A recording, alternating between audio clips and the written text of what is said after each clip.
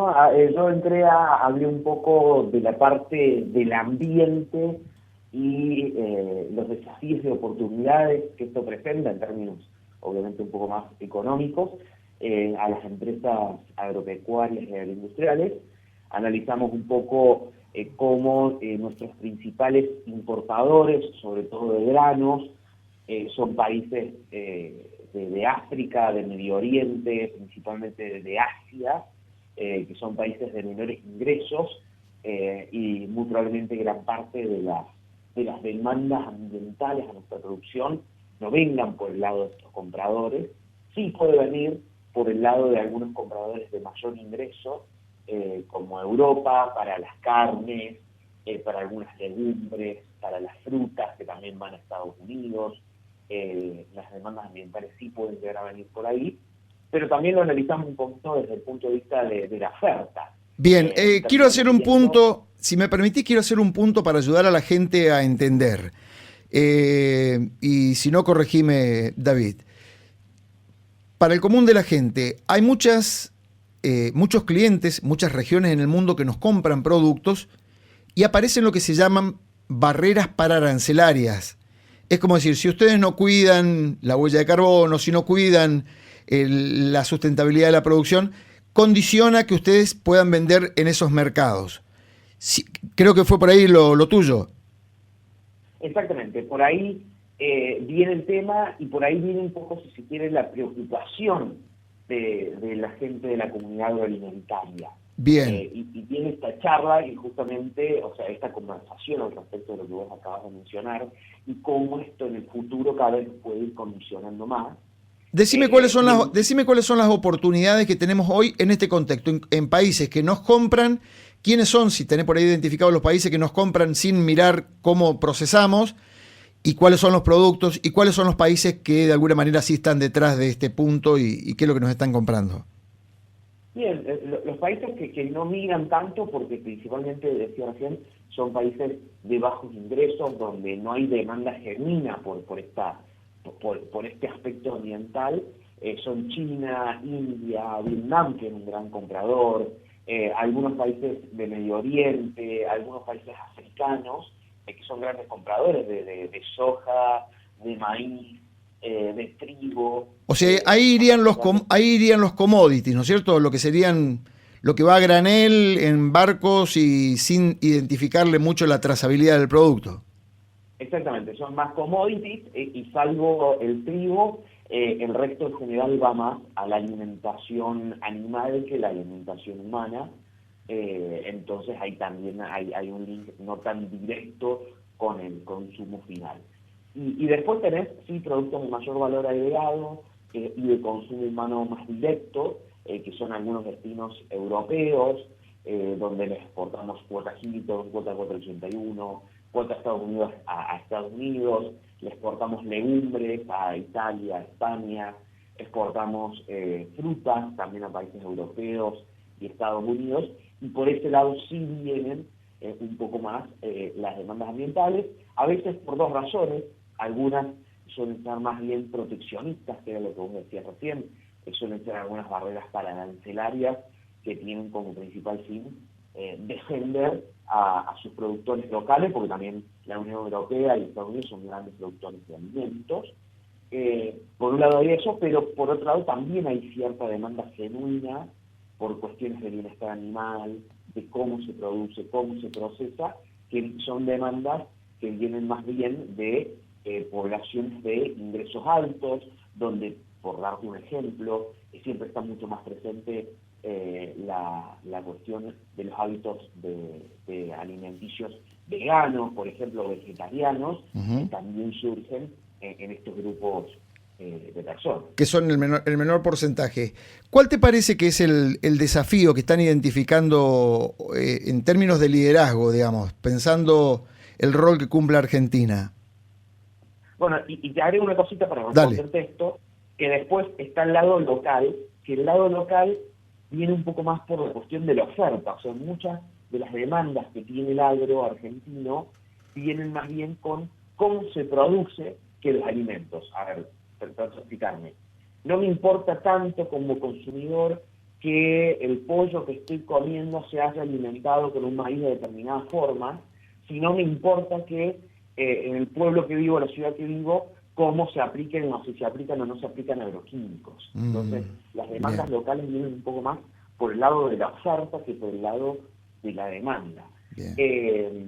Y ahí los desafíos vienen por tratar de generar una especie de marca sector, marca país, donde las buenas prácticas tienen un rol central, donde se hagan las cosas bien, se pueda comunicar que se hacen las cosas bien y que se pueda comunicar y demostrar que haciendo las cosas bien realmente hay impactos mínimos para la salud y el medio ambiente. Ese es el principal desafío que tenemos hoy, de nuevo, porque desde el lado de la demanda internacional, del grueso de nuestras exportaciones, no van a venir las demandas.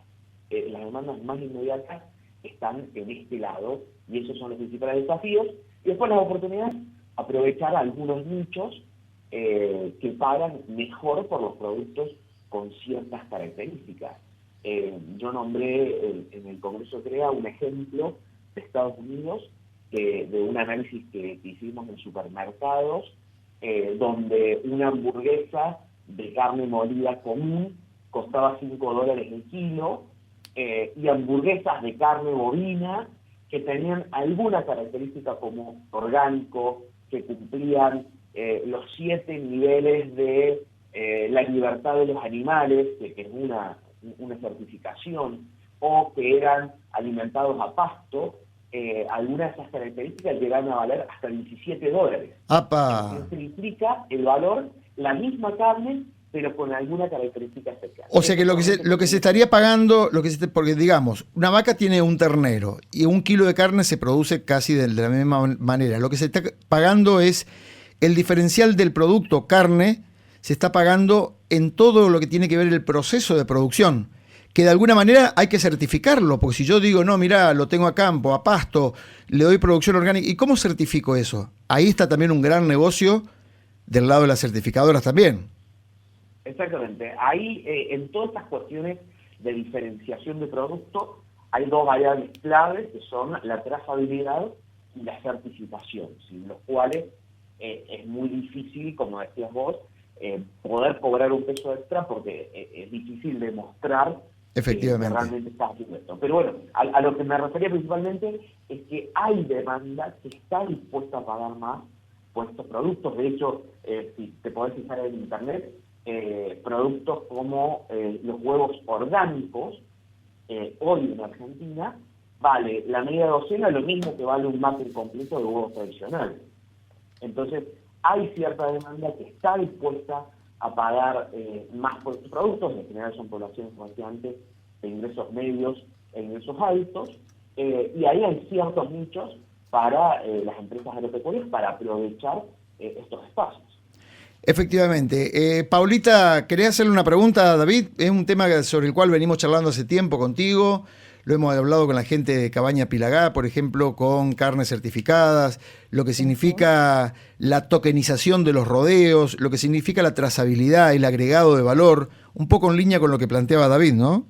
Sí, buen día, David. Realmente importante porque es lo que permite descomoditizar un poco, ¿no? Esas certificaciones o esa trazabilidad, en el caso de que hace Pilagá, que es el primero en hacerlo en Argentina y exponerlo a distintos clientes, consumidores en el mundo y en Argentina también, hace un poquito esta diferenciación. David, mi pregunta es, bueno, ante estos escenarios que tenemos, pero desde el lado de la demanda, una demanda que quiere comprar, que paga un poquito más por estas cuestiones de diferenciación, ¿cómo ves el contexto nacional en cuanto a la posibilidad o no de poder tener esa libertad para acercarnos a ese cliente que está ávido de estos productos? Sí, a nivel nacional, como un mercado general, somos un mercado que se ha ido empobreciendo, somos más bien un mercado de ingresos medios a bajos. Entonces, lo que vemos es que la demanda en general, o que el consumo, se ha ido deteriorando, busca precio, no busca calidad. Entonces, el mercado argentino como un todo se está comportando como un mercado de bajos ingresos, donde en general no se premia todas estas cuestiones que estamos hablando, como un todo. Pero en las grandes ciudades, el corredor norte de la ciudad de Buenos Aires, algunas zonas de Rosario, algunas zonas de Córdoba, claramente hay una cantidad de población de mejores ingresos que tiene preocupaciones genuinas por la salud, el bienestar animal, la cuestión ambiental, y que por alguna de estas cuestiones está dispuesto a pagar más por esto que decíamos. Cuestiones orgánicas, productos orgánicos. Recién decía de los huevos, también hay otra que es los huevos de gallinas libres, por ejemplo. Sí, es notable cómo uno puede imaginarse todas las producciones, tanto la de la leche, el huevo, la carne, el trigo, todos los alimentos, cómo se le van agregando en la medida que se van armando negocios a la par vinculados a estos nuevos segmentos de mercado, ¿no? Porque por un lado hay gente que dice no me importa la calidad sino la cantidad, yo quiero tener en la mesa un plato de comida. Y hay gente que dice yo elijo qué comida poner en mi plato. Para mí es la diferencia. Exactamente. Esa es la diferencia.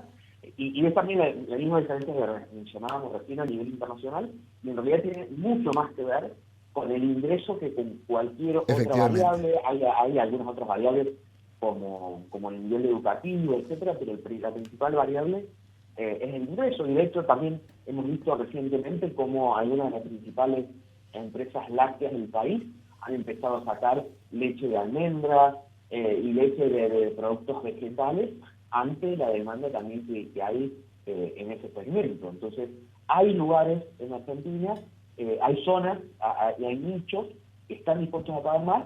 Ahí el gran desafío también para la producción agropecuaria es llegar a ese mercado, detectarlo, poder llegar con la comercialización minorista, poder llegar con un marketing, con un empaquetamiento que llame la atención y que haga esto, que la gente esté dispuesta a pagar hasta el doble por un producto que tiene alguna característica especial, porque siempre también es más difícil de producir, lo orgánico, algunas otras cuestiones, hay que vigilar mucho la productividad, pero esos mercados están y parecen ir ampliándose cada vez más. Efectivamente. David Miazo, responsable, economista de Fundación Agropecuaria para el Desarrollo de Argentina, por tu disponibilidad, por esto de sumarte a la mesa de los días domingos. Tratamos nosotros también de completar ideas e información. ¿Cuál es el próximo informe que van a elaborar en Enfada?